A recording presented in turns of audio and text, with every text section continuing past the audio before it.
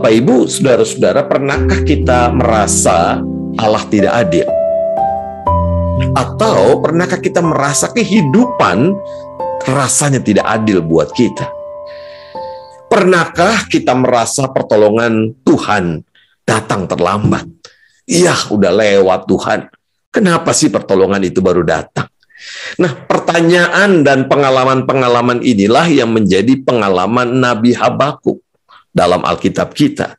Ia merasakan Allah tidak adil padahal dia seorang nabi. Ia merasakan pertolongan Tuhan datang terlambat dalam hidupnya. Juga bagi bangsanya. Nah, justru karena itu ketika kita punya pertanyaan seperti ini, maka kita semua sedang bergumul seperti Nabi Habakuk. Pengalaman kita yang bertanya semacam ini adalah pertanyaan Nabi Habakuk. Allah, kok rasanya tidak adil? Nah, Bapak Ibu, di bagian pertama pembahasan kitab Habakuk hari ini, kita coba melihat Habakuk 1 ayat 1 sampai dengan 11. Untuk belajar menggumuli apa yang dialami oleh Habakuk dan juga menjadi pergumulan kita. Di ayat yang pertama dituliskan bahwa apa yang tertera dalam kitab Habakuk ini adalah ucapan ilahi dalam penglihatan Nabi Habakuk. Nah, Bapak Ibu, kalau kita membaca Alkitabnya, ucapan ilahi ini dalam bentuk dialog. Jadi bukan Habakuk hanya mendengar suara Tuhan, tetapi Habakuk juga mencurahkan perasaannya kepada Tuhan.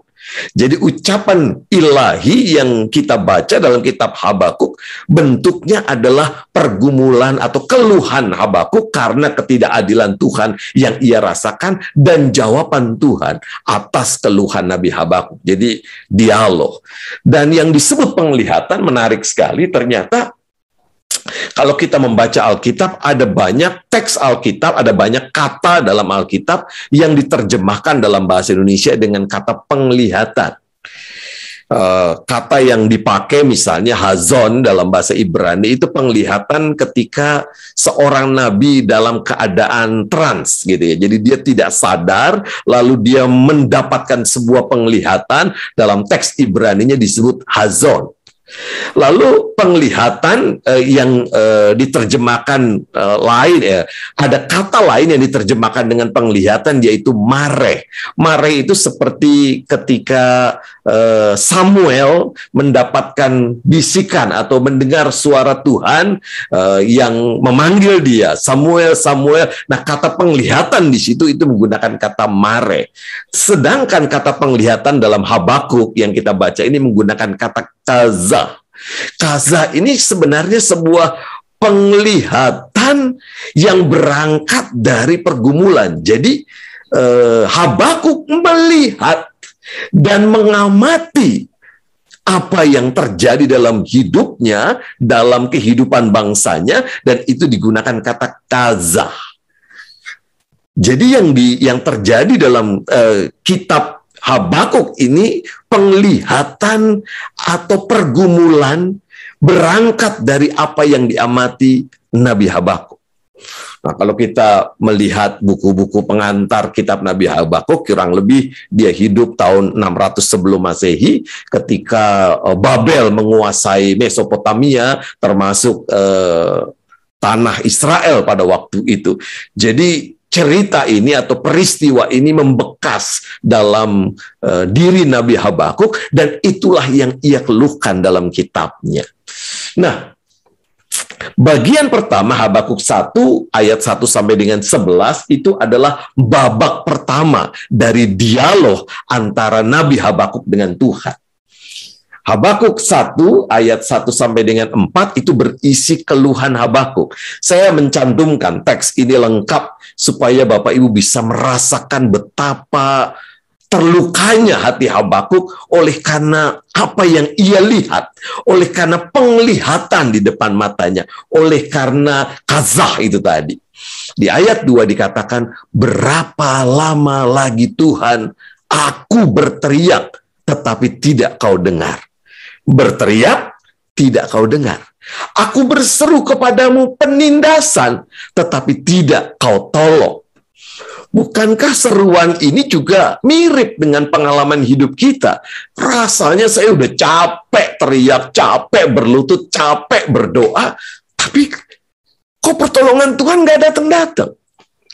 Lalu di ayat yang ketiga, Habakuk mengatakan, mengapa engkau Tuhan memperlihatkan kepadaku kejahatan, sehingga aku memandang kelaliman. Habakuk ini menurut tradisi adalah seorang imam yang bekerja di bait Allah.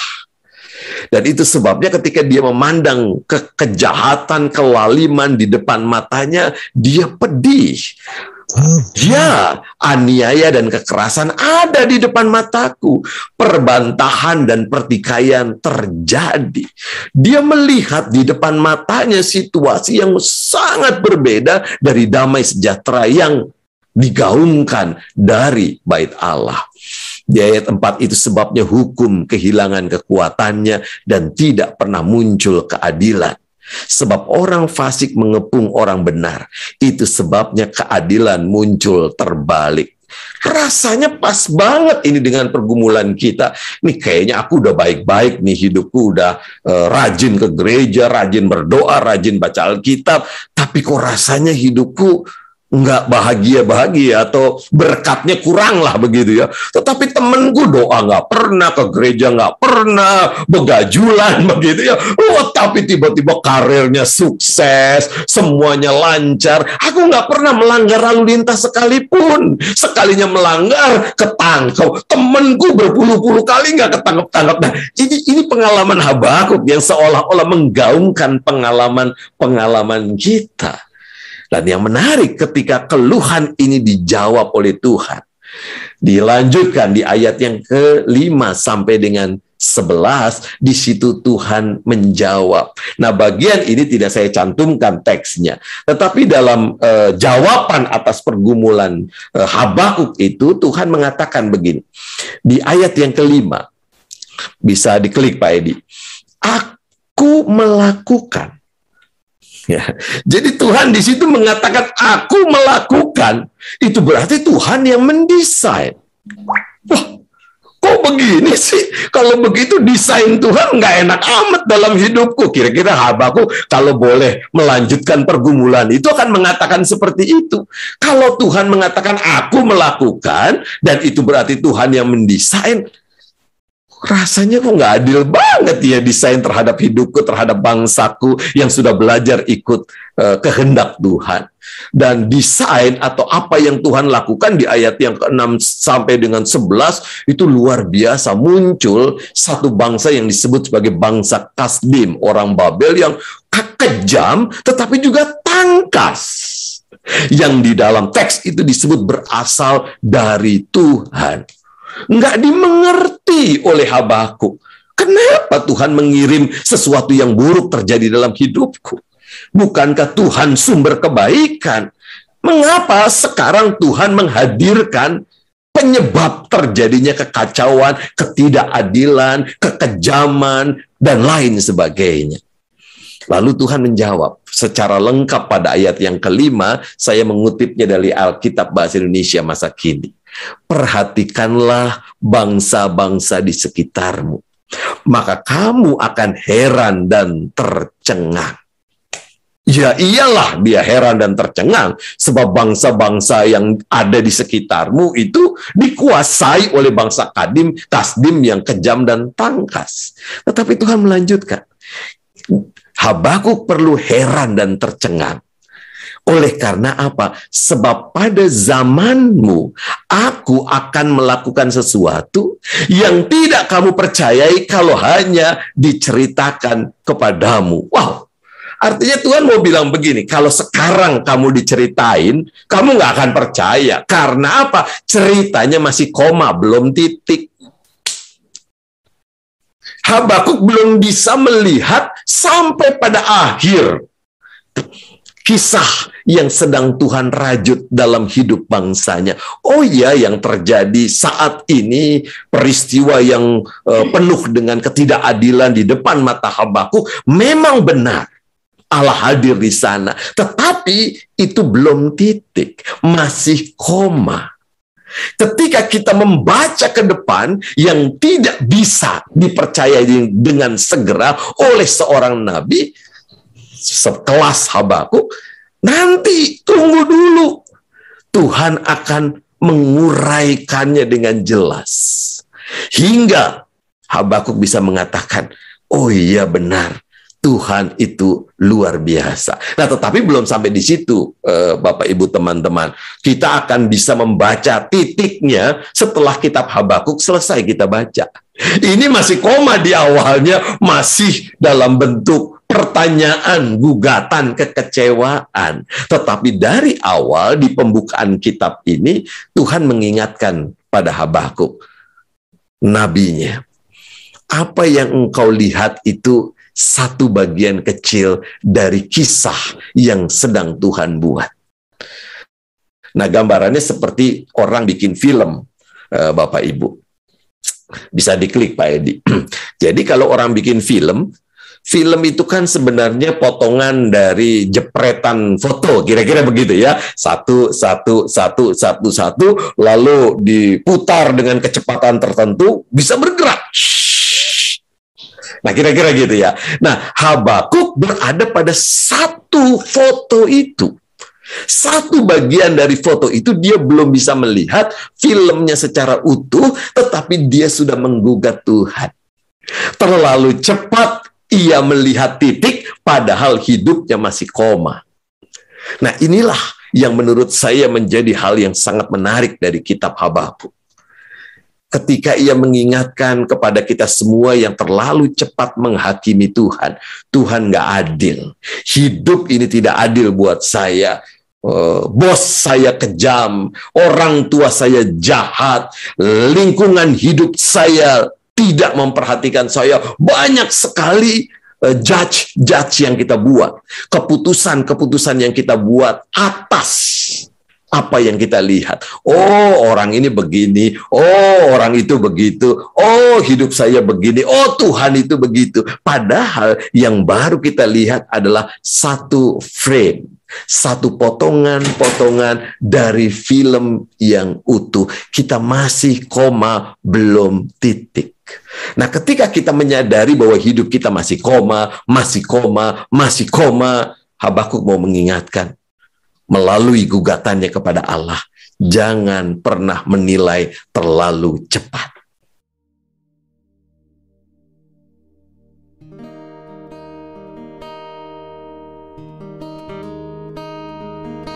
Mengawali keluhannya yang kedua, Habakuk menyebut Allah sebagai Allah yang Maha Kudus. Jadi di awal dia nyebut Allah yang Maha Kudus.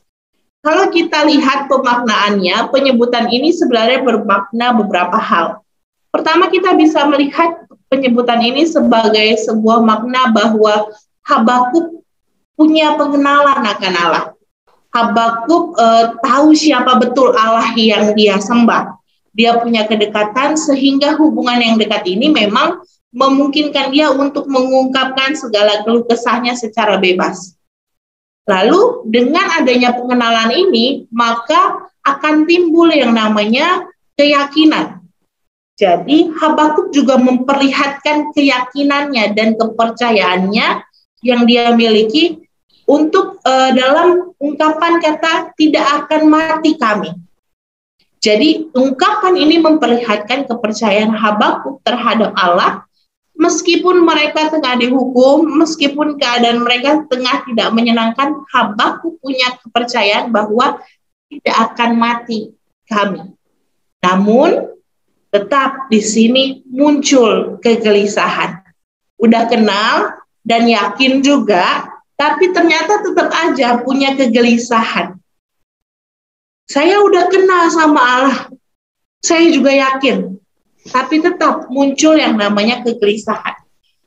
Habakuk gelisah karena bangsa Kasdim di ayat sebelumnya kan sudah dibahas muncul dan akan menjadi alat yang Tuhan pakai untuk menghukum bangsanya Habakuk, bangsa Yehuda.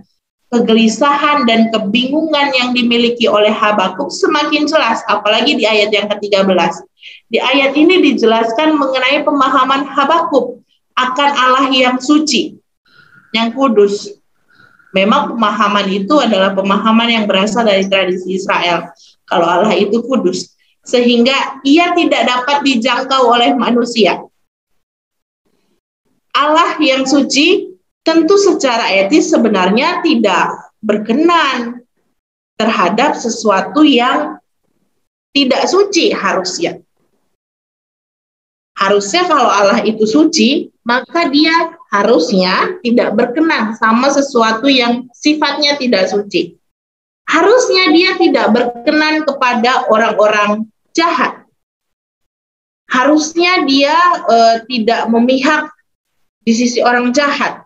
Tapi dalam apa yang dirasakan Habakuk, kok Allah seperti diam ketika melihat bangsanya ini ditindas, bangsanya ini dihukum dengan orang Kasdim yang secara perilaku Habakuk melihat bahwa sebenarnya mereka tuh lebih buruk dari kamu. Habakuk merasakan ketidakadilan. Mengapa Allah malah membangkitkan bangsa Kasdim untuk melakukan penghukuman? Bahkan di sini Habakuk merasa bahwa Allah ini hanya berdiam diri saja melihat orang benar ditelan oleh orang yang jahat, atau bahkan Allah mengarahkan agar orang-orang benar ini juga ditindas gitu sama orang-orang yang jahat. Terjadi ketidakadilan lagi yang dirasakan oleh Habakuk. Harusnya Allah yang suci itu berpihak pada orang-orang yang benar. Tapi Habakuk merasakan bahwa kenapa Tuhan tuh cuma diem dan ngelihat aja. Dan Tuhan tuh nggak ngirimin pemimpin atau seseorang yang bisa memimpin bangsa ini, membawa bangsa ini terbebas dari orang-orang Kasdim tersebut. Lalu Habakuk mengandaikan mereka itu seperti ikan. Pada ayat 14 dijelaskan bahwa ia yang menjadikan manusia selayaknya ikan tanpa pemimpin, atau selayaknya binatang-binatang tanpa pemimpin yang ditangkap. Ada beberapa yang dilakukan. Mereka diumpan dan diangkat dengan kail, dikumpulkan, lalu mereka dikumpulkan juga dengan jala. Kalau di Alkitab itu pakai bahasanya pukat. Jadi sebuah jaring yang besar, lalu dikumpulkan dengan payang. Payang itu jaring yang bentuknya seperti kantong begitu. Saya coba cari, Bapak Ibu boleh coba search juga di Google seperti apa itu pukat, seperti apa itu payang. Lalu kemudian hal ini bisa dimaknai bahwa sebagai sebuah gambaran bahwa orang-orang Kasdim ini memakan, dalam tanda kutip ya, memakan orang-orang Yehuda dengan mengumpan dalam hal-hal yang bersifat politis, dan juga menjeratnya dengan kail, dalam hal ini dengan kekuasaan, sehingga Yehuda akhirnya tunduk. Akhirnya mereka tunduk dan takluk di bawah kekuasaan bangsa Kasdim. Kalau kita lihat pada ayat yang ke-15 hingga ke-17 dituliskan bahwa bangsa Kasdim ini memang menjadi alat Tuhan untuk menghukum. Dan akhirnya mereka bersukaria dan bersorak-sorai. Kan tadi dibilang di ayat yang kita baca bahwa mereka bersukaria, mereka bersorak-sorai karena mereka mendapatkan umpan yang banyak, mendapatkan hasil yang begitu banyak. Lalu kemudian mulai timbul kegelisahan lagi dalam hati Habakuk. Dia juga mulai mempertanyakan dalam kesukariaan bangsa Kasdim, mereka melakukan juga persembahan korban untuk jala dan pukatnya.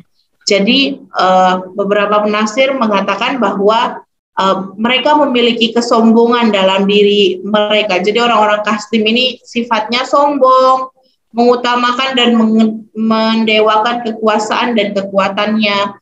Oleh karena kesombongan yang dimiliki ini, Habakuk menjadi semakin kesal karena harusnya bangsa Kasdim ini yang dihukum karena dia yang lebih jahat, dia yang lebih parah gitu dibandingkan bangsa Yehuda. Tapi kenapa bangsa kami yang dihukum? dengan cara bangsa Kasdim menindas kami. Jadi Habakuk di sini merasa bahwa Allah hanya Dia melihat apa yang terjadi pada bangsanya.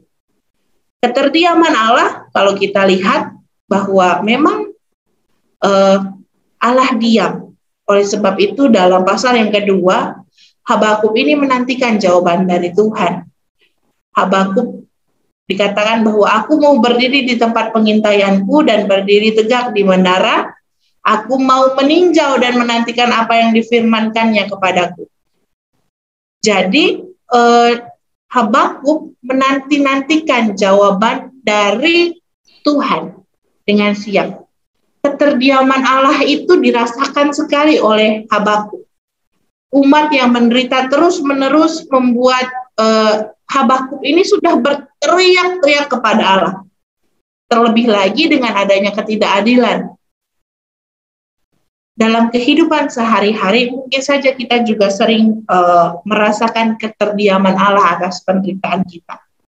Kenapa sih Tuhan ini diem, nggak jawab-jawab doa aku? Kalau bilang enggak, ya udah bilang aja enggak. Kenapa Tuhan ini seolah-olah diam aja?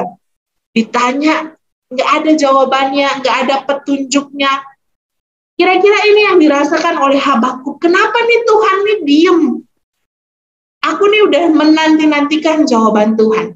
Tapi dalam pasal yang kedua kita bisa melihat bahwa ternyata ketika Habakuk menunggu jawaban Tuhan dari tempat-tempat pengintaiannya, ini diibaratkan bahwa Habakuk itu siap mendengarkan, siap menanti-nantikan, dia pasang telinganya untuk mendengarkan jawaban dari Tuhan. Lalu pada akhirnya Tuhan memberikan jawaban kepada Habakuk. Tuhan memberikan sebuah jawaban. Banyak jawaban yang Tuhan berikan. Namun pada bagian pertama kan Tuhan mengatakan bahwa buatlah penglihatan ini, ukirlah itu di atas loh batu supaya orang yang berjalan dapat membacanya. Itu di ayat kedua kita bisa baca. Jawaban Tuhan ini langsung dan jelas sehingga Habakuk juga bisa mengertinya. Penglihatan yang dinyatakan oleh Allah tersebut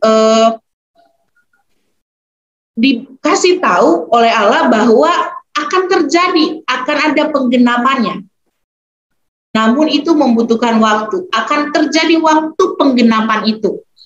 Habakuk diingatkan Allah agar ia menyadari bahwa waktu Tuhan itu akan terjadi. Penggenapan pertolongan Tuhan itu akan terjadi. Jadi tidak benar apabila Habakuk ini sebenarnya memaksa Allah. Dia memaksa Allah untuk ayo dong segera jawab, ayo dong segera lakukan sesuatu. Gitu. Jadi sebenarnya Tuhan tengah menyiapkan sesuatu untuk melakukan sesuatu. Tuhan ingin Habakuk mengerti bahwa pada saatnya Allah akan bertindak. Allah tidak akan bertindak seturut dengan keinginan paksaan Habakuk. Seberapapun sering Habakuk berteriak, kalau kata Tuhan belum waktunya, ya belum. Karena Tuhan ini sedang bekerja, ada waktunya pekerjaan Dia ini selesai dan dinyatakan. Walaupun sekarang memang kita belum mengerti, walaupun sekarang Habakuknya belum mengerti. Buat Bapak Ibu yang udah baca Habakuk pasti udah ngerti, oh akhirnya kayak gini nih. Tapi buat kita yang menjalani, kita menempatkan diri di posisi Habakuk pada pasal yang kedua ini, apa sih Tuhan jawabannya, apa sih? Gitu. Jadi memang waktunya belum. Oleh karena itu pada ayat ketiga juga menunjukkan bahwa Habakuk perlu menunggu dengan sabar. Karena pada akhirnya Tuhan akan menyatakan sesuatu. Umat Allah dipanggil untuk hidup berdasarkan iman, yaitu menanti dengan sabar dan merespons dengan penuh percaya kepada Allah, bahwa Allah pasti akan bertindak. Dikatakan juga bahwa orang benar itu akan hidup oleh percayanya. Orang benar akan hidup oleh percayanya. Kehidupan iman itu tidak lepas dari situasi kritis. Jadi jangan kira bahwa ketika kita beriman, situasi kritis, situasi tidak menyenangkan itu jauh-jauh dari kita.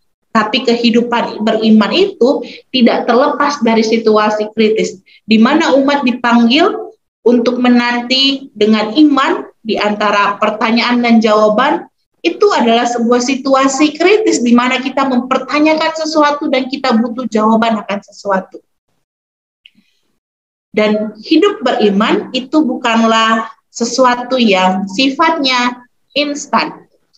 Hidup beriman itu tidak pernah instan. Hidup beriman itu adalah sebuah proses. Dan yakinlah bahwa Allah itu sedang bekerja. Dia nggak diem. Jadi salah juga kalau kita bilang, Allah kemana sih ini? Kayaknya Allah nih diem nih, nggak ngelakuin apa-apa. Allah ini sedang bekerja. Bahkan ketika kita diam, ketika kita tidur pun, ketika kita tidak melakukan apapun, dia tetap bekerja. Allah tetap bekerja di dalam segala sesuatu. Yang bisa kita lakukan adalah menyerahkan kehidupan kita di dalam ketidakmengertian yang sedang kita alami saat ini.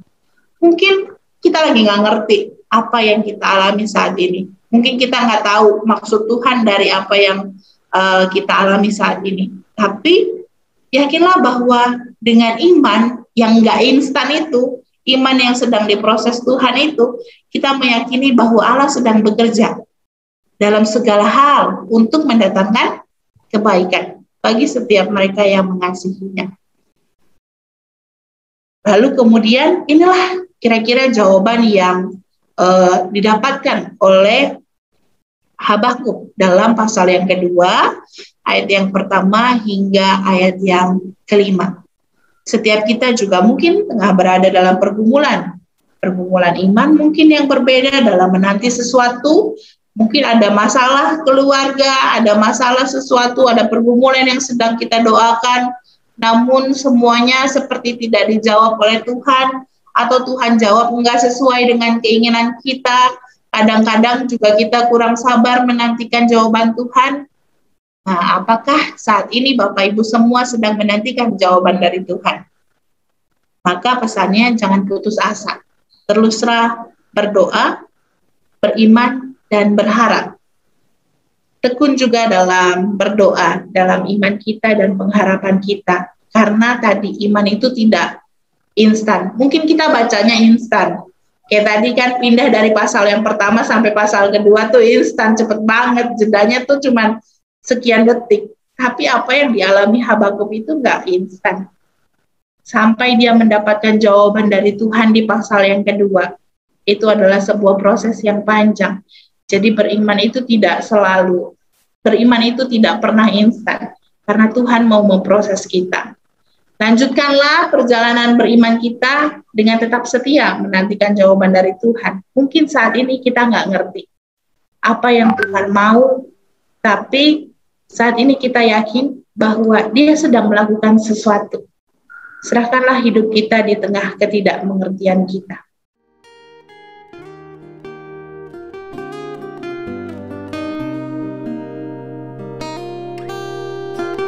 Harapan saja tidak cukup sebagai orang beriman, bahwa hidup dalam pengharapan saja tidaklah cukup. Tetapi orang beriman itu, orang yang percaya kepada Tuhan, tidak hanya berharap, tapi juga harus hidup adil dan benar.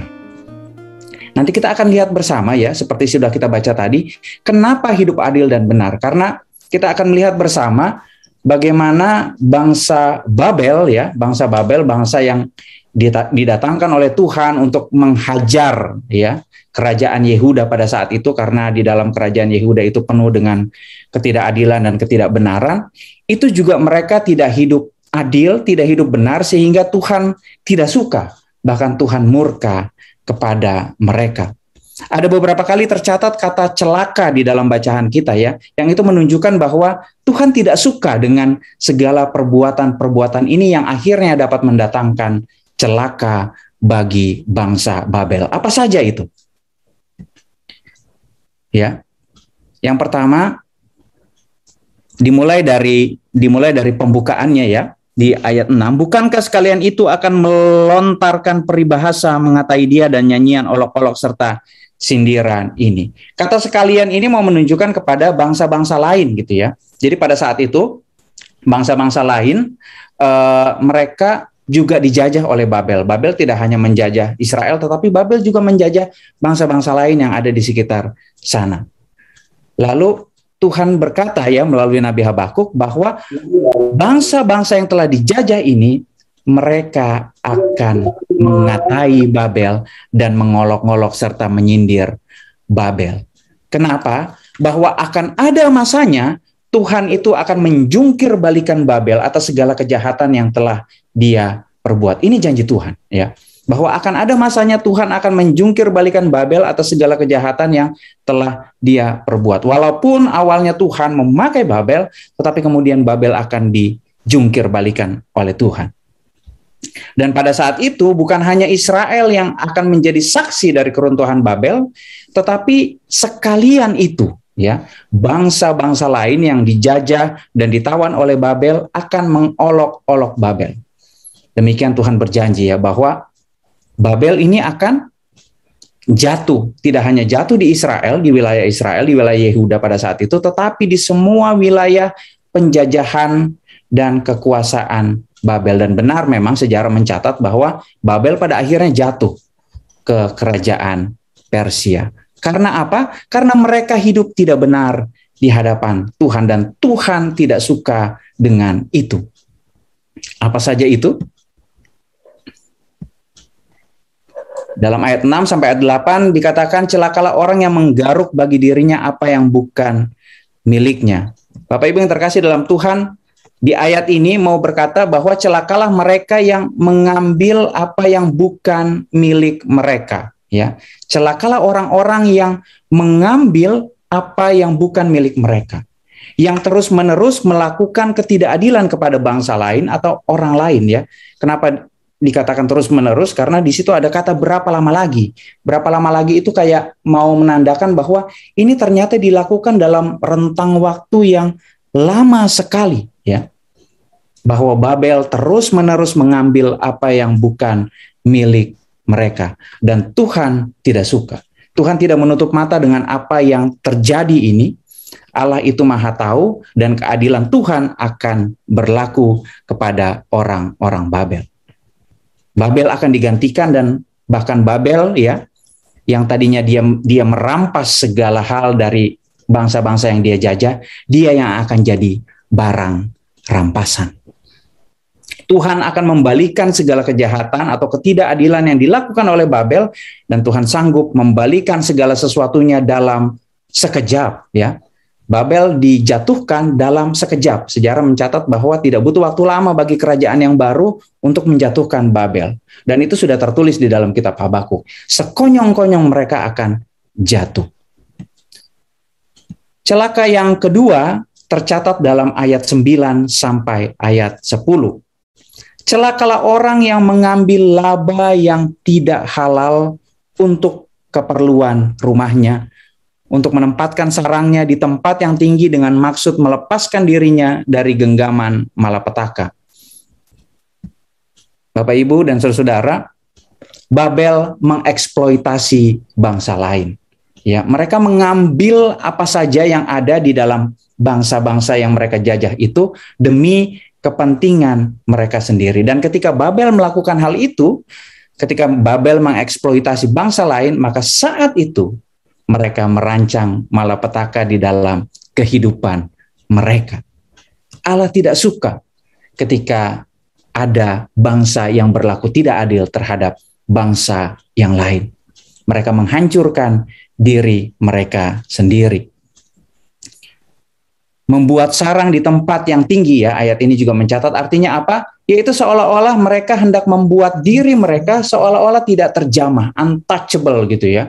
Mereka membuat diri mereka hebat, sombong, merasa diri tinggi tanpa mereka merasa bahwa di atas kehebatan mereka, di atas kekuasaan mereka, ada Tuhan yang maha tinggi, yang tidak dapat digapai oleh apapun. Hanya Allah yang maha tinggi. Ketika mereka memposisikan diri mereka ingin sama seperti Allah, maka di situ Allah murka.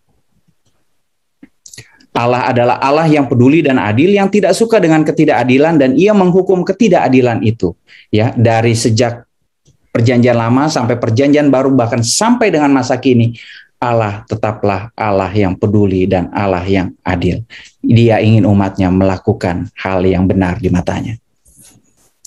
Celaka yang selanjutnya adalah celaka orang yang memberi minum sesamanya manusia bercampur amarah, bahkan memabukkan dia untuk memandang auratnya.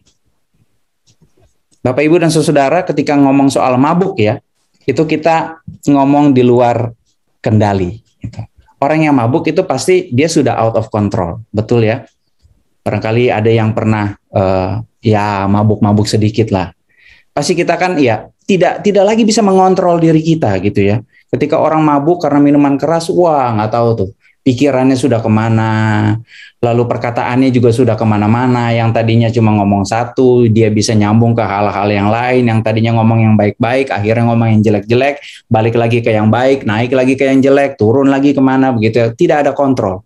Orang yang dimabuk cinta juga bahkan ya, itu kan tidak ada kendali lagi. Anak-anak sekarang bilang katanya bucin, gitu. Wah, orang yang bucin itu ya udahlah, dia udah nggak peduli lagi dengan dirinya, yang penting dia melakukan segala sesuatu demi cintanya itu. Mabuk di luar kendali, dan Tuhan tidak suka terhadap orang-orang yang sudah tidak dapat lagi mengendalikan dirinya. Lalu juga di sana tertulis memabukkan untuk memandang aurat. Artinya apa?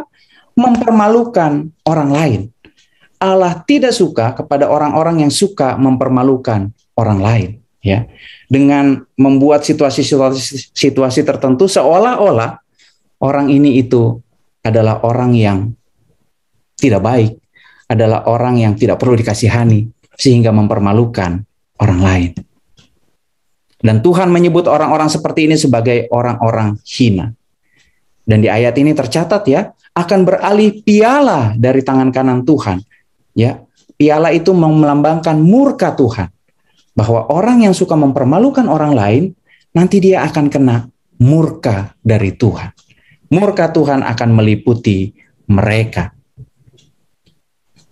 Kemudian celaka yang lain adalah, ya kita baca, apakah gunanya patung pahatan yang dipahat oleh pembuatnya? Apakah gunanya patung tuangan pengajar dusta itu? Karena pembuatnya percaya akan buatannya. Padahal berhala-berhala bisu belaka yang dibuatnya. Celakalah orang yang berkata kepada sepotong kayu, terjagalah, dan kepada sebuah batu bisu, bangunlah. Masa dia itu mengajar? Memang dia bersalutkan emas dan perak, tetapi roh tidak ada sama sekali di dalamnya. Celakalah mereka yang mengandalkan buatan tangan atau hasil karya sendiri. Dalam hal ini ya, bangsa Babel itu adalah bangsa penyembah banyak berhala. Wah, banyak sekali berhala mereka gitu ya. Ada dewa A, dewa B, dewa C, mungkin sampai dewa Z, mungkin dewa A kuadrat ada lagi begitu. Banyak sekali mereka memuja dewa-dewa yang mereka buat sendiri, yang diukir oleh tangan mereka sendiri. Dan Allah mengolok-olok itu. Masa dia itu mengajar ya, kepada sebuah batu yang bisu, bangunlah ya. Tidak ada yang lebih berkuasa dibandingkan Allah yang memiliki semesta alam ini. Kita mungkin merasa ya terkadang ya bahwa Tuhan itu kurang berkuasa. Dalam situasi-situasi tertentu ada kalanya kita sebagai orang percaya merasa kayaknya ini saya nggak bisa dalam hal ini mengandalkan Tuhan gitu ya. Jadi ayolah untuk hal ini Tuhan mohon maaf nih. Saya nggak ngandelin Tuhan ya. Untuk hal yang lain ya, untuk hal-hal rohani, untuk hal gerejawi ya oke saya mengandalkan Tuhan. Tapi untuk hal ini nggak bisa Tuhan. Saya nggak bisa ngandelin Tuhan. Ada hal-hal lain yang rasanya lebih berkuasa. Misalnya uang gitu ya. Banyak orang mengandalkan uang sekarang ini. Kekuasaan. Ada begitu banyak orang sangat menginginkan kekuasaan karena dengan kekuasaan dia dapat berbuat seenaknya. Dia dapat berbuat semaunya dia. Mengandalkan relasi gitu ya. Relasi itu begitu penting dan diagung-agungkan. Mengandalkan teknologi sekarang ini ya. Kita tahu bersama orang sekarang ini ya memang bertanyanya ke Google. Bukan lagi bertanya ke orang tuanya, bukan lagi bertanya ke temannya, atau bahkan mungkin problema-problema hidup itu rasa-rasanya bisa dijawab oleh Google. Bukan lagi bertanya dan bergumul kepada Tuhan. Atau mungkin juga masih ada yang percaya kepada dukun gitu ya. Saya tulis ini agak ke belakang karena rasanya sekarang ini sudah mulai turun pamor dari dukun ya, dibandingkan dengan orang mengandalkan teknologi. Celakalah mereka yang mengandalkan buatan tangan atau hasil karya mereka sendiri dan tidak mengandalkan Tuhan. Dalam ayat 20, Bapak, Ibu, dan Saudara, kita baca, Tetapi Tuhan ada di dalam bait-Nya yang kudus, berdiam dirilah di hadapannya, ya segenap bumi. Bapak Ibu Saudara, Allah ada di tempat kudusnya ya. Dari tadi kan dia ngomong soal celakalah, celakalah, celakalah, celakalah begitu ya. Tetapi ayat 20 ini mau menegaskan bahwa di dalam situasi yang tidak begitu baik bagi bangsa Yehuda pada saat itu karena mereka dicengkeram Babel, lihat bahwa Tuhan ada di dalam bait-Nya yang kudus. Di dalam cengkeraman Babel yang rasanya tidak mungkin lagi ini bangsa Yehuda ini terbebas darinya, karena Babel itu adalah bangsa yang besar sekali, bangsa yang punya power, super power begitu ya. Tapi Tuhan ada di tempat kudusnya. Tuhan mau menyatakan diri bahwa Dia ada, Dia hadir di tengah keadaan yang tidak adil sekalipun. Dia ada pada posisi yang seharusnya. Ya, kalau Tuhan ada pada posisi yang seharusnya, itu berarti Dia berkuasa penuh atas seluruh ciptaannya sehingga Dia mampu untuk menjungkir balikan hal-hal yang tidak benar ini, Dia putar menjadi hal-hal yang benar dan baik bagi orang-orang yang hidup benar. Ya. Jadi pernyataan celaka, celaka, celaka, celaka tadi itu juga bukan hanya ditujukan kepada bangsa Babel, ya, tetapi Tuhan berserunya kepada Habakuk. Habakuk adalah nabinya Yehuda, gitu ya. Jadi ini bukan mau ngomong tentang kejelekannya Babel saja, tetapi ini juga harapan Tuhan kepada umatnya pada saat itu. Celakalah Babel yang seperti ini, celakalah Babel yang seperti ini, makanya kamu jangan berbuat seperti itu. Makanya di dalam kesulitanmu, di dalam pengharapanmu, kamu harus hidup di dalam kebenaran dan keadilan. Karena kalau kamu hidup tidak benar, karena kalau kamu hidup tidak adil kepada sesamamu, maka Tuhan tidak senang. Maka Tuhan murka terhadap segala ketidakbenaran dan ketidakadilan itu. Bapak, Ibu, dan saudara, Allah itu bukan Allah yang hanya mengamati dari jauh, begitu ya. Kalau kita mau lihat konteks bangsa Yehuda lagi, Dia itu bukan Allah yang jauh.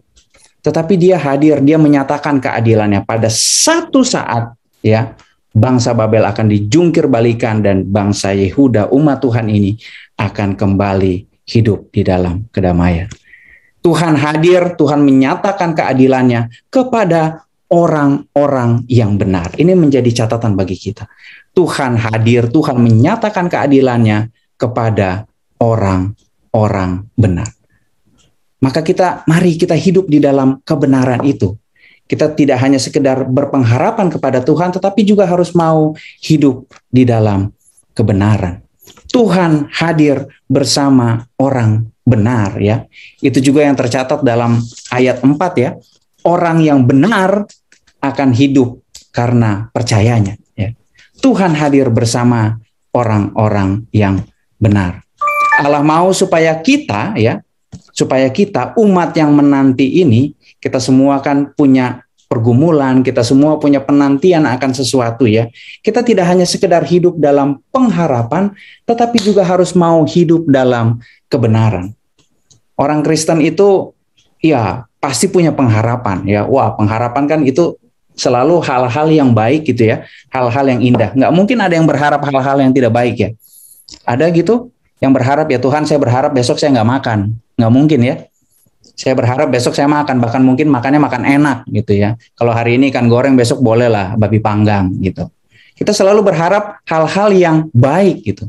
Tetapi firman Tuhan hari ini mau mengatakan bahwa hiduplah dalam pengharapan, tapi juga hiduplah dalam kebenaran dan keadilan. Karena itu yang Tuhan inginkan bagi kita umatnya. Tuhan pasti menolong umatnya yang terus berharap dan hidup dalam kebenaran. Walaupun jawaban itu belum terlihat. Apa yang Tuhan sampaikan kepada Habakuk, ya, di dalam bacaan kita tadi, itu belum terjadi, gitu ya. Belum terjadi. Seperti yang Pak Adi katakan di 2 minggu yang lalu itu, ini masih koma, gitu ya. Babel masih ada, Babel masih menjajah di sana. Tapi Tuhan pasti menolong umatnya, asalkan mereka tetap berpengharapan dan hidup dalam kebenaran. Dari kitab Habakuk ini kita belajar untuk tetap percaya, gitu ya. Untuk tetap percaya kepada Tuhan.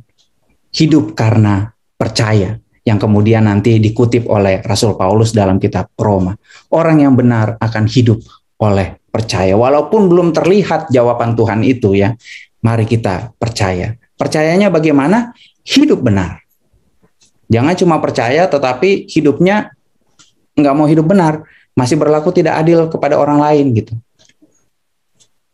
Saya kutip satu kutipan dari seorang penulis terkenal ya, C.S. Lewis. Dia berkata seperti ini, Bapak Ibu. Life with God is not immunity from difficulties, gitu ya, but peace within difficulties. Gitu ya. Hidup bersama dengan Allah bukan berarti kebal, bukan berarti imun ya dari segala kesulitan, dari segala pergumulan. Tapi hidup di dalam Tuhan itu berarti kedamaian di tengah-tengah kesulitan itu. Kita akan tetap merasa damai, kita akan tetap bisa berjalan dalam kebenaran, kita bisa berjalan dalam keadilan. Sekarang ini zaman lagi susah ya, rasanya hidup adil itu seperti kebodohan gitu ya. Kalau kita hidup adil, kayaknya tuh menyia-nyiakan banyak kesempatan, karena kesempatan itu seolah-olah datang kalau kita sedikit lah serong, tidak adil gitu. Zaman lagi susah, nggak adil sedikit lah, nggak benar sedikit lah, kita bisa naik. Tapi firman Tuhan di malam hari ini mau berkata, walaupun zaman lagi susah, walaupun lagi dalam pergumulan, ayo kita tetap hidup benar dan hidup adil bagi Tuhan dan juga bagi sesama kita. Orang yang benar akan hidup karena percaya. Ya, ini yang menjadi satu tagline khusus dari kitab Habakuk. Orang yang benar akan hidup karena percaya. Pertanyaannya bagi kita, sudahkah dalam percaya kita itu kita hidup adil dan benar bagi Tuhan dan sesama? Nah, di bagian akhir ini kita menemukan bagaimana Habakuk mampu tetap bergembira di tengah-tengah keadaan yang tidak ia inginkan, yang belum sesuai dengan apa yang ia harapkan. Nah, saya akan menguraikannya berdasarkan bacaan. Jadi saya akan membaca dan menjelaskan bagian-bagiannya. Tidak akan kita baca sekaligus. Dan karena itu bisa next, Benhard. Nah, jadi kalau kita membaca Habakuk pasal 3, ini biasa dibacakan dalam liturgi di orang-orang Yahudi ketika beribadah. Lebih tepatnya ini bukan dibacakan tetapi dilagukan, dilantunkan. Jadi ini adalah doa yang dilantunkan dalam pujian tetapi dilakukan sambil meratap. Kenapa? Karena jalan ke depan itu masih tersembunyi, masih gelap. Jadi melalui doa ini Nabi Habakuk menyatakan kegundahannya, tetapi juga sekaligus menyatakan imannya. Nah, kita tahu bahwa ini sebuah doa yang dilantunkan, misalnya dari ayat yang pertama disebutkan dalam Alkitab doa Nabi Habakuk menurut nada ratapan. Nah, nada ratapan itu kayak apa? Do, re, mi, fa, solnya belum ada pada waktu itu, atau paling tidak kita tidak tahu, tetapi kita tahu ini adalah sebuah lagu. Kata sela atau sela di ayat 3, 9, dan 13 itu kalau dalam nyanyian itu seperti apa itu namanya ya, kayak jeda gitu ya, orang ngambil napas begitu. Lalu di ayat 19 untuk pemimpin biduan dengan permainan kecapi. Jadi dari ayat-ayat ini jelaslah bahwa ini adalah doa yang dinyanyikan sambil meratap. Nah, apa isi doanya? Next.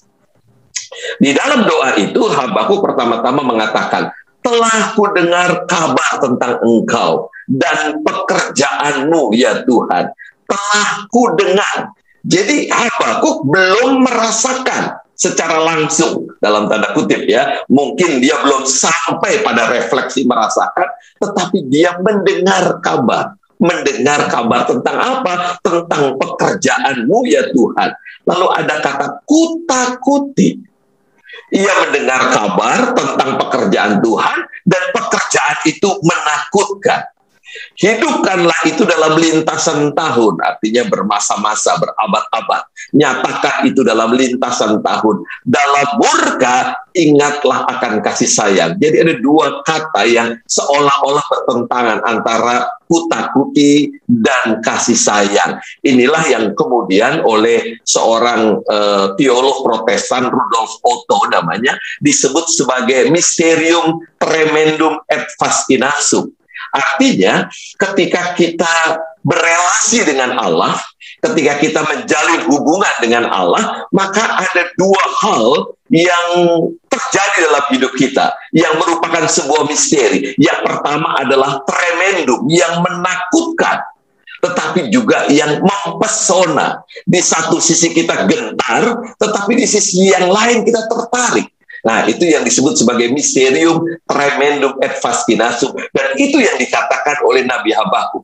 Di satu sisi Allah itu kutakuti, gentar aku, gitu ya. Tetapi di sisi lain, ia merasakan kelembutan kasih sayang Allah. Lalu di dalam ayat 3 dikatakan Allah datang dari negeri Teman. Nah, kalau kita membaca negeri Teman ini, kita akan mengingat bahwa dari negeri Teman itu hal-hal yang bijaksana itu muncul, hal-hal yang bersifat kebajikan itu muncul. Misalnya salah satu contohnya dari Yeremia 49 ayat yang ke-7. Yeremia 49 ayat yang ke-7 itu membicarakan bahwa di Edom, itu bagian dari Teman, atau Teman bagian dari Edom, itu terkenal dengan kebijaksanaannya. Jadi Teman adalah semacam sinonim dari hikmat bijaksana. Jadi kebijaksanaan Tuhan itu akan muncul seperti dari Teman. Gitu. Jadi identik, Allah itu identik dengan bijaksana.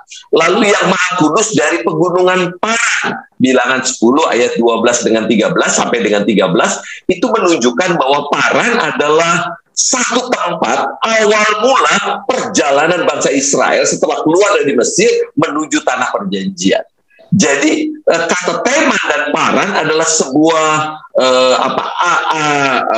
contoh metafora bahwa Allah yang dikenal atau Allah yang didengar oleh Nabi Habakuk adalah Allah yang penuh hikmat dan Allah yang terus memelihara umatnya. Nah, justru karena itu pemeliharaan dan juga kasih sayang Allah, hikmat bijaksana Allah disambut oleh Nabi Habakuk.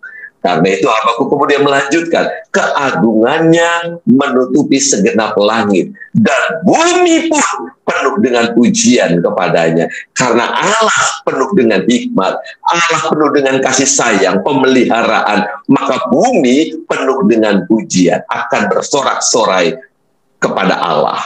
Lalu ayat yang keempat. Pada ayat yang keempat, di situ dikatakan ada kilauan seperti cahaya, sinar cahaya dari sisinya, dan disitulah terselubung kekuatannya. Kalimat ini menunjukkan bahwa kekuasaan Tuhan tidak terbayangkan. Sinar matahari itu hanya bagian dari sisi kuasanya. Hanya bagian. Kan pada waktu itu sudah juga muncul di Mesir penyembahan terhadap dewa matahari. Matahari itu sedemikian perkasa, dihormati begitu luar biasa, tetapi dalam refleksi Nabi Habakuk dikatakan itu cuma sinar cahaya, bagian dari kuasa Allah, dan disitulah terselubung kekuatannya. Ada kekuatan Allah dari sinarnya, tetapi itu hanya bagian kecil. Lalu ayat yang kelima, mendahuluinya berjalan penyakit sampar dan demam, mengikuti jejaknya. Kehadirannya membawa dampak. Dan kalau kita membaca sampar dan demam, mengikuti, mendahului Tuhan, maka kita akan mengingat kisah pembebasan Allah kepada umat Israel dari Mesir. Itu kan ada 10 tulah. Jadi sebelum Allah datang membebaskan, ada tulah. Jadi begitu Allah datang, maka ada dampak. Dan dampak atau tulah atau penderitaan itu dirasakan oleh semua orang kecuali yang terakhir. Anak sulung tidak mati itu karena ada penanda di tiang rumahnya. Jadi Allah itu begitu luar biasa, begitu dahsyat sehingga kehadirannya membawa dampak. Ia berdiri, ayat yang ke-6. Ia berdiri, maka bumi pun dibuatnya bergoyang. Ia melompat berkeliling, maka bangsa-bangsa dibuatnya melompat terkejut. Hancur gunung-gunung yang ada sejak purbakala, merendah bukit-bukit yang berabad-abad. Itulah perjalanannya berabad-abad. Nah, Nabi Habakuk mendengar refleksi ini dari para soko guru, bapak-bapak bangsa, dari para nabi sebelum dia, bahwa Allah itu telah bekerja berabad-abad. Ayat yang ke-7, aku melihat kemah orang Kush yang tertekan, kain tenda tanah Midian menggetar. Dua musuh dari bangsa Israel, bangsa yang besar pada waktu itu melawan umat Allah Israel yang masih kecil, mereka hancur. Dan itulah yang diingat oleh Nabi Habakuk, bahwa dalam perjalanan ini mereka kecil, tetapi karya Allah yang luar biasa akan terjadi. Dan itulah yang dilantunkan dalam lagu yang dinyanyikan oleh Nabi Habakuk. Ayat yang ke-8. Ayat yang ke-8, terhadap sungai-sungai kah, ya Tuhan, terhadap sungai-sungai kah murka-Mu bangkit? Atau terhadap lautkah amarah-Mu, sehingga Engkau mengendarai kuda dan kereta kemenangan-Mu? Habakuk mencoba menerka apa yang membuat Tuhan murka. Nah, ada metafora terkait dengan air, ya, sungai dan laut.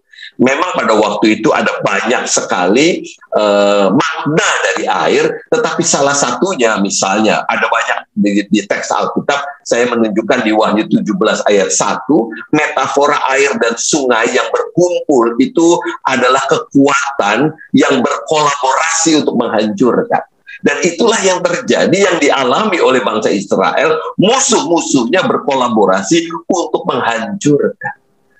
Jadi siapa yang membuat penderitaan? Musuh-musuh, sungai dan laut, gitu ya. Tidak ada Tuhan dalam penderitaan.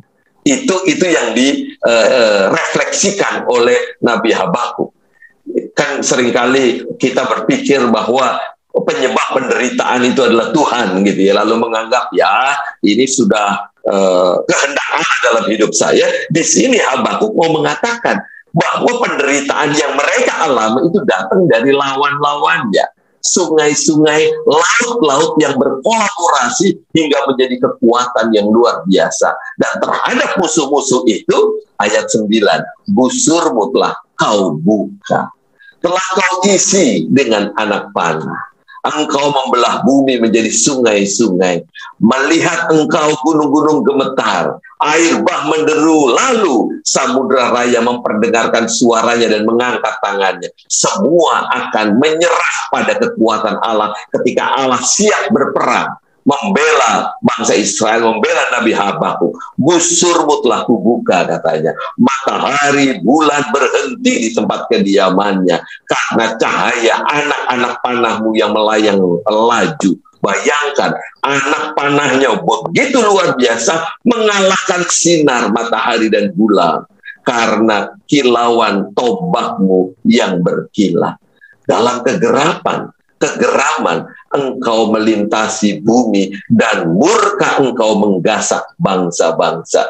Jadi sekali lagi yang membuat penderitaan dalam hidup ini adalah kolaborasi dari lawan-lawan, dari orang-orang jahat, dari bangsa-bangsa yang jahat. Tetapi Tuhan berpihak kepada bangsa Israel. Dia siap berperang dengan kekuatan yang luar biasa. Karena lawan bangsa Israel itu luar biasa, maka Tuhan akan mengerahkan tenaga yang luar biasa, kekuatan yang luar biasa untuk menghancurkan lawannya. Ayat yang ke-13.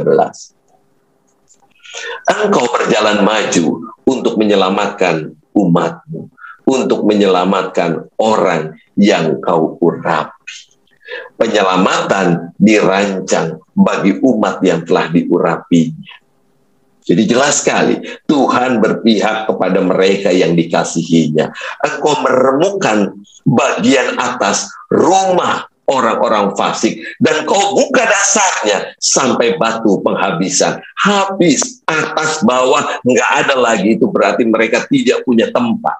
Ayat 14, engkau menusuk dengan anak panahnya sendiri. Jadi mereka akan tertusuk oleh anak panahnya sendiri. Kepala laskarnya yang mengamuk untuk menyerahkan aku dengan sorak-sorai. Tadinya mau menyerahkan bangsa Israel, menyerahkan Habakuk, tetapi senjata itu akan mengenai mereka sendiri, seolah-olah mereka menelan orang tertindas secara tersembunyi. Jadi mereka akan hancur oleh kekuatannya sendiri. Ayat 15, dengan kudamu engkau menginjak laut, timbunan air yang membuih. Laut air kekuatan jahat yang menerjang itu hanya dengan kaki kuda milik Allah, dia akan dihancurkan. Penyelamatan dilakukan secara dramatis, seperti peperangan yang luar biasa. Itulah yang dinyatakan Nabi Habakuk pada ayat 15. Ayat yang ke-16. Ketika aku mendengar peristiwa yang terjadi dalam kilasan sejarah di belakang, bagaimana keperkasaan Allah, gemetarlah hatiku. Kembali kita di sini menemukan misterium tremendum et fascinasum. Gemetarlah hatiku mendengar bunyinya, menggigilah bibirku, tulang-tulangku seakan kemasukan sengal, dan aku gemetar di tempat aku berdiri. Dia gemetar, ketakutan. Namun, nah ini paradoksnya lagi, dengan tenang ku nantikan hari kesusahan yang akan mendatangi bangsa yang bergerombolan menyerang kami. Kesusahan masih ada. Problem yang dihadapi Nabi Habakuk belum selesai, tetapi Habakuk mulai menyadari salah satu musuh terbesar dalam hidup ini adalah hatinya. Hatinya yang pada waktu itu meragukan kuasa Allah di bagian pasal 1, pasal 2. Nah, justru karena itu sekarang ia sudah mendapatkan ketenangan. Karena apa? Karena pertolongan Tuhan pasti akan terjadi dalam hidupnya. Dan itulah yang diimani oleh Nabi Habakuk. Ayat yang ke-17.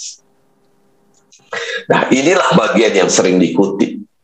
Di situ Nabi Habakuk mengatakan, sekalipun, sekali lagi ya, ini belum selesai. Persoalan belum selesai. Kalau pakai bahasa kita sekarang, pandemi belum selesai. Ya, mungkin kita sudah mulai menggerutu, mulai marah, mulai kecewa, gitu ya. Nah, Nabi Habakuk juga mengalami pergumulan yang sama. Sebelumnya dia kecewa, sebelumnya dia meragukan kuasa Allah, tetapi di ayat 17 ia mengalami satu perubahan cara pandang. Sekalipun pohon ara tidak berbunga. Sekalipun pohon ara tidak berbunga, itu berarti harapan untuk berbuah masih sangat jauh. Itu sebabnya Yesus mengutuk pohon ara yang tidak berbunga. Kenapa? Karena pohon ara yang tidak berbunga itu alamat dia tidak akan berbuah. Artinya pengharapan itu masih sangat panjang. Belum tahu apa ujungnya. Masih tersembunyi ujung jalan. Pohon anggur tidak berbuah. Hasil pohon zaitun mengecewakan. Sekalipun ladang-ladang tidak menghasilkan bahan makanan, kambing domba terhalau dari kurungan, hilang, dan tidak ada lembu sapi dalam kandang. Lihat, begitu dahsyat penderitaan yang dialami oleh Nabi Habakuk. Pohon ara, pohon anggur, pohon zaitun, ladang-ladang, itu berarti apa lagi yang mau ia makan? Kambing domba, lembu sapi, semua lenyap. Lalu apa yang mereka makan? Apa yang mereka akan lakukan? Apa yang bisa membuat mereka bertahan? Nggak ada lagi. Sekarang kita masih bisa nih, kalaupun nggak punya duit, beli pasar murah di gereja. Gitu ya. Masih ada gitu sesuatu yang menolong kita. Tapi pada waktu itu Habakuk mengatakan, nggak ada lagi. Semua tidak ada. Ayat 18, luar biasa. Namun aku akan bersorak-sorak di dalam Tuhan, beria-ria di dalam Allah yang menyelamatkan aku. Ini nggak cuma senyum, Bapak Ibu, nggak cuma ketawa kecil gitu ya, tertawa kecil gitu ya, tetapi bersorak-sorak, beria-ria. Waduh, ini apa yang terjadi? Jangan-jangan Nabi Habakuk agak kurang ya, 1 ons gitu ya, sehingga di tengah penderitaan dia tetap mengatakan, aku akan bersorak-sorak. Nah, kita tahu kan cerita sebelumnya dia nggak bisa bersorak-sorak. Dia tanya, di mana engkau Tuhan? Tetapi kali ini setelah Nabi Habakuk merenungkan perjalanan bangsa-bangsa, perjalanan umat Allah, dan mungkin juga perjalanan hidupnya, ia mengatakan, aku akan bersorak-sorak, beria-ria di dalam Allah yang menyelamatkanku. Mengapa? Ayat 19, Allah Tuhanku itu kekuatan. Ia membuat kakiku berjejak seperti kaki rusa di bukit-bukit. Ia membiarkan aku berjejak di bukit-bukitku. Artinya Tuhan tetap saja membuat bukit yang terjal. Tuhan tetap saja membuat dia menapaki bukit yang mungkin berat, tetapi yang Tuhan ubah adalah kekuatan pada kakinya, kekuatan pada hatinya. Dan disinilah kita belajar satu hal yang luar biasa. Tuhan tidak mengubah banjir tiba-tiba menjadi surut, gitu ya. Kalau konon katanya di Kaflingpor ini beberapa daerah yang sering banjir. Enggak, tetapi Tuhan memberikan kepada kita kemampuan untuk mengatasinya. Tidak selalu jalan kita terang benderang, tidak selalu jalan kita lurus, tetapi jalan kita berbelok-belok. Dan Nabi Habakuk mengatakan bahwa hidupnya pasti penuh dengan penderitaan, pengharapannya masih sangat jauh untuk ia capai, tetapi Tuhan akan memberikan kepadanya kekuatan menjejak di tengah-tengah penderitaan ini. Tuhan akan memberikan kepadanya bahu yang kuat hingga ia bisa bersorak-sorak, beria-ria di dalam Tuhan. Wow, ketika membaca ini Bapak Ibu dan mengaitkan dengan hidup kita di saat ini, rasanya begitu luar biasa. Apa yang dialami Habakuk adalah pengalaman hidup kita semua. Berapa banyak di antara kita yang sedikit banyak menikmati penderitaan di masa pandemi ini. Mungkin keluarga kita meninggal dunia, mungkin pekerjaan kita, mungkin tabungan kita. Banyak sekali penderitaan-penderitaan yang kita alami. Mampukah kita mengatakan, aku akan bersorak-sorak di dalam Tuhan? Ya, kalau kita bersorak-sorak itu biasanya ada sesuatu yang baik yang terjadi dalam hidup kita. Betul ya Bapak Ibu ya, tiba-tiba misalnya dapat hadiah dari tabungan kita di bank. 1 miliar rupiah, puji Tuhan, haleluya. Tuhan baik dalam hidup saya. Kita bersorak-sorak untuk hadiah yang luar biasa. Kalau begitu, nggak ada bedanya kita dengan orang-orang di dunia ini. Nggak ada orang di dunia ini yang nggak bersorak-sorak ketika dapat hadiah. Carilah Bapak Ibu orang dimanapun di dunia ini, lalu tepuk tangan dia, nggak usah 1 miliar, dikasih 100.000 yang ada di YouTube itu ya, di TikTok, di mana-mana begitu dikasih 100.000 aja, oh, terima kasih, luar biasa, baru 100.000. Semua orang kalau dapat hadiah apapun itu, dia akan bersorak-sorak. Tetapi perbedaannya orang percaya adalah ia tetap bersorak-sorak di tengah-tengah ketiadaan.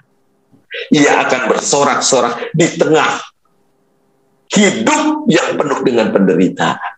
Mengapa?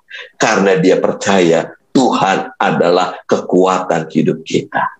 Dan bukankah dalam hidup ini kalau kita belajar dari Nabi Habakuk, melihat ke belakang, melihat lintasan sejarah, pasti kita akan mengatakan Tuhan itu luar biasa. Berapa banyak di antara kita yang mengalami krisis tahun 98.